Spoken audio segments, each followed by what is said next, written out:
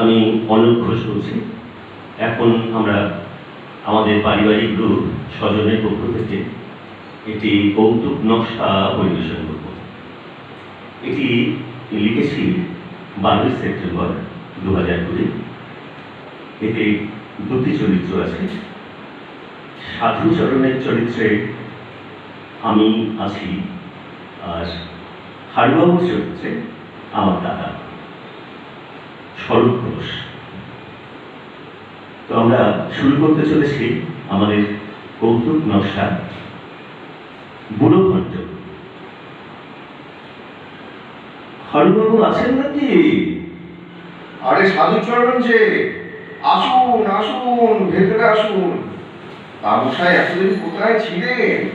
মাঝে মধ্যে একটু দেখা দেবেন তো?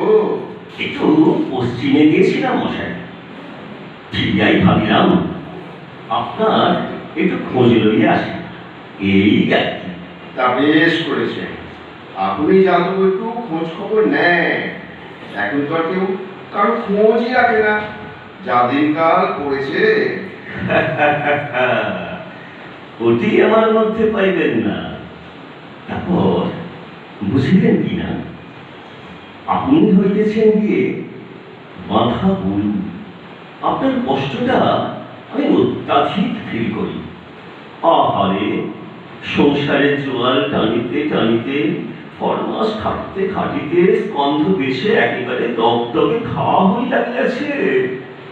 এই আপনার দোষ সাধুচরণ, লোককে খামোকা চাপতে থাকে। এটিও কিন্তু গরুরই স্বভাব, ভুলে যাবেন না। যখন তখন লম্বা জিভ বার করে পাশুকে চেপেই চলেছে চেপেই চলেছে। আরে বুঝিয়াছি বুঝিয়াছি, ওই গরু শব্দে হারুবাবুর আপত্তি। আসলে ওই গরু আর হারু শব্দ দুইটি প্রায় সংচারিত কিনা, ইহাই সমস্যার উৎস। যা হোক, গরু শব্দটি না হয় উইথড্র করিয়া লইলাম, কিন্তু রবি ঠাকুরের ওই খাঁচার পাখি উপন্যাসটির কথা একটু ভাবিয়া দেখুন তো। কেমন নির্ভীকভাবে বলিয়াছেন আপনার যন্ত্রণার কথা। ও নামে ভদ্রলোক কোন উপন্যাস লিখেছেন বলেছ তো? আমি কশ্মীর কালেও শুনিনি। আচ্ছা আচ্ছা আচ্ছা, তাও নয়। আপনি হইলেন পাঠের লোক, আর আমি মশাই মাঠের। এক্ষেত্রে আপনাকে নয় আমি ওয়াকভার দিয়াই দিলাম, কিন্তু একটিবার ভাবিয়া দেখুন, আপনার ওই পাখি সুলভ খাঁচাবন্দি অসহায় অবস্থা লইয়া কিছু তো উনি নিশ্চয়ই লিখিয়া গিয়াছেন, এবং তা তো মিথ্যে হইবার নয়। কথাটা অবশ্য আপনি মন্দ বলেননি। আসলে কি জানেন, সব কেস ঠিক মতো যেন ম্যানেজ করে উঠতে পারছি না।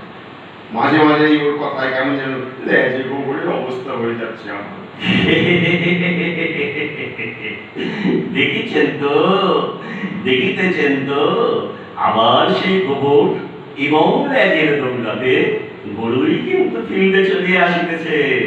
তা তা আসুক। আরে গরু তো কোনো ফেলনা জীব নয়। গরুর ল্যাজ ধরে বৈতরণী পেরোতে হবে, বেশ বুঝতে পারছি। এই বয়সে আপনার মতো এমন প্রাণের বন্ধু আর কে আছে? আপনি কিছু টিপস ছাড়ুন তো মশাই, কিছু ছাড়ুন। কি করে বউকে কন্ট্রোল করতে পারি? গৃহ কি আজ জনমানব শূন্য? না। নাই বুঝি। না, ছেলে মা কে নিয়ে শ্রাদ্ধ বাড়ি গেছে। বিলক্ষণ বিলক্ষণ, এমন মহেন্দ্রক্ষণ আর মিলবে না। তবে শুনুন মশাই, কার্যসিদ্ধির নিমিত্ত মাঝে মাঝে তৈল প্রয়োগ করুন। এটি সর্বাধিক সহজ উপায়। ইহাতেই আপনার বেশিরভাগ সমস্যার সমাধান হইয়া যাইবে। আরে বিবাহ করি নাই তো কি হইল, এই মহিলাগণের ব্যাপারে আমার ফার্স্ট এক্সপিরিয়েন্স, ইহা নিশ্চিত জানিবেন। মানে তৈল মর্দন করতে বলছে? ছি ছি ছি ছি, মর্দন বলিব কেন? মর্দনের উৎপত্তিগত অর্থ হইল দলন বা পেশন, অর্থাৎ চটকানো বলিতে পারেন। এটি হইল বডি কন্ট্যাক্ট গেম। আপনাকে এই বয়সে তো মেসেজ পার্লার খুলিতে সাজেস্ট করিতে পারি না। দূর মশাই, যত ফালতু কথা। আমি কি অন্যের বউকে মেসেজ করতে যাচ্ছি নাকি? খুলে বলুন না, খুলে বলুন কি করতে হবে। আর এই এক সমস্যা আপনার, সাধু ভাষায় আওড়ান কেন বলুন তো? সহজ সরল ভাষায় কথা বলতে পারেন না। মহাশয়, আমার পিতৃদের প্রদত্ত সাধু নামটির সহিত সুবিচার করিতেই সাধু ভাষার প্রয়োগ। তথাপি আপনাকে কিঞ্চিত সরল করিয়া বুঝাইতে এক্ষণে প্রয়াস করিতেছি। প্রথমেই বলিয়া রাখি, আপনার হার্ট আমার মতো সবল নয়, বাইপাস সার্জারি পর্যন্ত হইয়া গিয়াছে। এই পরিস্থিতিতে নো মর্দন, শুধু তৈল মারিয়া যান, মানে এই তেল ছিটাইয়া যান, এই আর কি। এই হচ্ছে আপনার সমস্যা, বড্ড ভ্যান তারা করেন। আরে স্টাইলটা বলুন, স্টাইলটা শুধু একটু বলুন, ঠিক কি করে কাজটা আমাকে করতে হবে। ধ্যাতে মশাই, পুরোহিতগণের নৈবেদ্যের ওপর কোষাকুষি হইতে জল ছিটাইতে দেখেন নাই? ঠিক ওই স্টাইলে তৈল ছিটাইবেন। তবে কিঞ্চিত দূরত্ব বজায় রাখিতে হইবে। বয়স তো কম হয় নাই, এখন আর অধিক ঘনিষ্ঠ হওয়া সমীচীন হইবে না। ছ্যা, ছ্যা, ছ্যা। আপনি শেষে বউ পুজো করতে বলছেন? আপনি তো মশাই একটা একেবারে যাহা দেখুন মশাই, আপনি যে রামকৃষ্ণ পরমহংস নন তা আমি সম্যক অবগত। আমি পূজার কথা বলি নাই মশাই, ইহা পূজা নয়, ইহার নাম শান্তি সস্তায়ন। বিবাহ করিবেন আর বাড়িতে শান্তি সস্তায়ন করিবেন না, তাহা তো হইবার নহে। গৃহ শান্তির নিমিত্ত ওটি আপনাকে চালাইয়া যাইতে হইবে। ইহা হইল কন্টিনিউয়াস প্রসেস। ইয়েস, এতক্ষণে আপনার কথার একটা যুক্তি খুঁজে পাচ্ছি, কিন্তু আমি তো প্রায়শই তেল ছেটাই, মানে তেল মেরে থাকি আর কি। তবু সমস্যার সমাধান হচ্ছে না কেন বলুন তো? ইহার অর্থ হইতেছে কেসটা জটিল প্রকৃতির, থর ইনভেস্টিগেশন আবশ্যক। আচ্ছা, এবার আপনি একটু গভীরে প্রবেশ করুন তো। ঠিক কোন পদ্ধতিতে আপনি নিজের পলিসি অ্যাপ্লাই করিতেছেন তাহা সর্বাগ্রে বুঝিতে হইবে। এই যেমন ধরুন, দিন 10 আগে আমি বললাম, এই শোনো না, তোমার যে এত বয়স হয়েছে সে তো বোঝাই যায় না গো। তুমি একটু ইয়াং লেডিদের মতো সাজগোজ করে থাকতে পারতো। Good delivery, good delivery. তারপর হাসতে হাসতে আমার কাছে এসে বসলো, বললো কিরকম কিরকম। Good response, good response. Next, carry on, carry on. বললাম, তুমি বডি স্প্রে ব্যবহার করো না কেন গো? শরীর থেকে কেমন ঘুরঘুর ঘুরঘুর করে সুন্দর গন্ধ বেরোবে, কোন ব্যাগ ওড়ার থাকবে না। কিন্তু বলো উল্টো। তারপর 7 দিন কোনো কথাই নেই। বলে আহামক করিয়াছেন কি? এ তো আব্দুল কাদিরের গুগলি। তেল তো ছিটাইয়াছেন, কিন্তু এই যে উষ্ণ তৈল, আহারে, ওনার নরম ত্বকে পোস্কা পড়িয়া গিয়াছে যে। ওকে, বুঝলাম। ওটা না হয় হিসেবে একটু ভুল হয়ে গিয়েছিল, পরে বুঝেছি ব্যাপারটা। কিন্তু গত পরশু দিনের ব্যাপারটা একদম আগার কালের মতো নির্বিষ ডেলিভারি দিলাম। ভাবলাম মার ছেলে আর বেরোবেই না, অনেকক্ষণ দুজনে খেলা করবো, সে আগেকার মতো আর কি।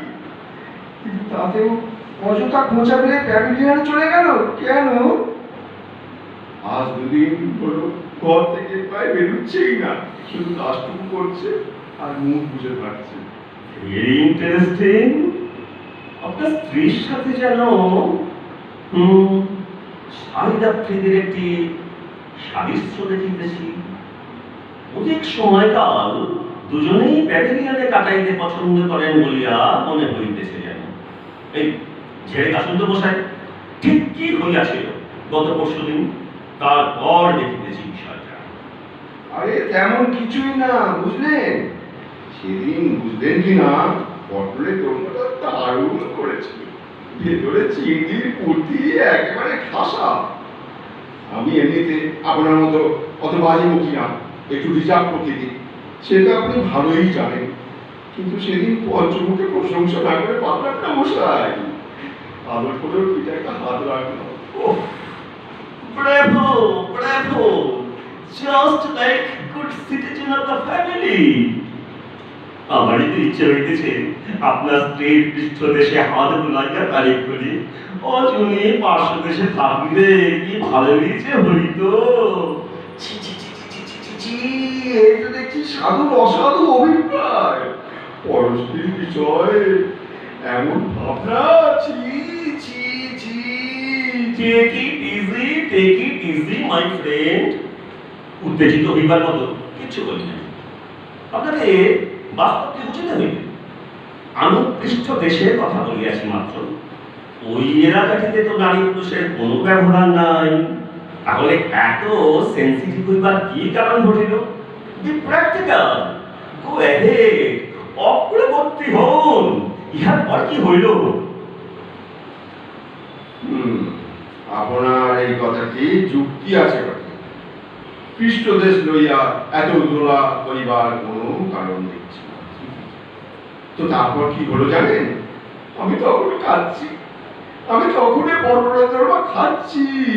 কিন্তু বুঝুন একবার, আমি তখন ওরে বাবা, ধৈর্য রক্ষা করা ক্রমশ কঠিন হইয়া যাইতেছে। আগাইয়া যান, আগাইয়া যান, প্লিজ। কোনো কি খোপাত করে ও আমার বাবাটা জড়িয়ে ধরলো। কি উত্তেজনা রে বাবা? তারপর বললো, যা তুমি বাড়িয়ে বলছো, নিশ্চয়ই এতটা নয়। তোমার মা কেমন পটলের দোরমা রাখতো আমি জানি না যেন। ওর এই সত্য ভাষণে আমি মুগ্ধ হয়ে গেলাম জানেন। মাটি করিয়াছে, এটি একটি ধূর, কোনো বোধগম্যতা নাই। কিছু বললেন? না না, আপনি চালাইয়া যান। আমি বললাম, তুমি ঠিকই বলেছো, সত্য।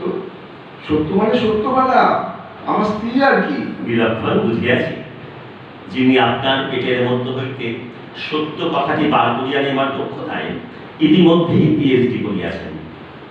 তারপর বলিতে থাকুন, কেস ক্রমশ জটিল হইয়া উঠিতেছে।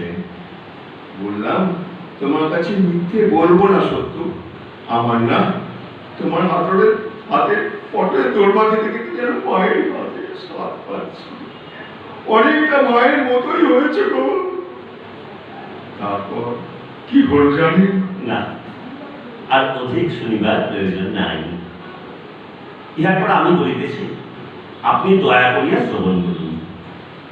ধীরে ধীরে ভোল্টেজ ড্রপ করিলে কোন ইলেকট্রিক বাল্বের ফিলামেন্টের আলো যেমন কমিতে কমিতে কমিতে কমিতে কমিতে কমিতে কমিতে কমিতে নিভিয়া যায়, ঠিক সেইভাবে সত্যবালা তাহার মুখের ঔজ্জ্বল্য হারাইল। মিলিতেছে? একদম আপনি জিনিয়াস মশাই, একদম ঠিক ধরেছেন। সবই করছে জানেন, শুধু কথা বলছে না। আরে মশাই, ছিটাইতে হইতো খাঁটি ৮ মাত্রা সরিষার তৈল, হলো বাজার হইতে ভেজাল তৈল কিনিলে হইবে? মানে কি বলতে চান? বুঝিলেন না? বুঝিলেন না? ওই যে শব্দ দুইটি উচ্চারণ করিয়েছেন না, ওই যেন শব্দটি এবং অনেকটা শব্দটি, ওই শব্দ দুইটি সব কাঁচাইয়া গিয়াছে। আপনার স্ত্রীর শব্দে অ্যালার্জি সিমটম দেখিতে পাইতেছি যেন। আপনাকে শব্দ চয়নে সাবধান থাকিতে হইবে। তবে যেহেতু অ্যালার্জি বিষয়টি খুবই জটিল, কাজেই ক্লোজলি আপনাকে এবং আপনার স্ত্রীকে কিছুদিন মনিটর করা আবশ্যক দেখিতেছি। আমি বলছিলাম কি সাধুবাবু, আমাকে একা মনিটর করলে হয় না? আরে তাহলে তো 50% ফলো লাভ হইবে। তেমন কিছু নয়, আপনি কিছুমাত্র নার্ভাস হইবেন না। আমি রোজ একবার করে আসবো। আপনি সত্যকে মানে সত্যবালাকে বলিবেন আমাকে একটা করিয়া চা সার্ভ করিতে। আমি ইত্যবসরে ওর সাথে মানে ওনার সাথে আলাপ জমাইয়া ওকে সম্পূর্ণ স্টাডি করিয়া ফেলিব। না না, সেটা ঠিক হবে না সাধুবাবু। আপনার মতো বিশেষজ্ঞ মনোবিদ কি আমি রোজ রোজ বাড়িতে আসতে বলতে পারি না? তার চেয়ে বরং আমি না হয় রোজ আপনার চেম্বারে চলে যাব। আমার চেম্বার? ঠিক বুঝলাম না মশাই। ওই যে গলি মোড়ে ঝন্টুর চায়ের দোকান, ওর থেকে ভালো চেম্বারটা হয় নাকি? তো আপনি কি একাই আসিবেন বলিয়া সাব্যস্ত করিলেন? কি আর করি বলুন, ওখানে তো কোনো বাবা ভাই সাধারণত আসে না। সত্যবালাকেই বা ওখানে কেমন করিয়া নিয়ে যায়? বুঝিলাম। আশা করি ইহার জন্য আমার নির্ধারিত ফিস, অর্থাৎ ওই এক পেয়ালা চা আর অর্থ পেয়ালায় রূপান্তরিত হইবে না। আরে না না, তাহা হইবার কোনো সম্ভাবনা নেই। ফিস আপনার পুরাই মিলিবে। আমাদের অনুষ্ঠান এখানেই শেষ করলাম।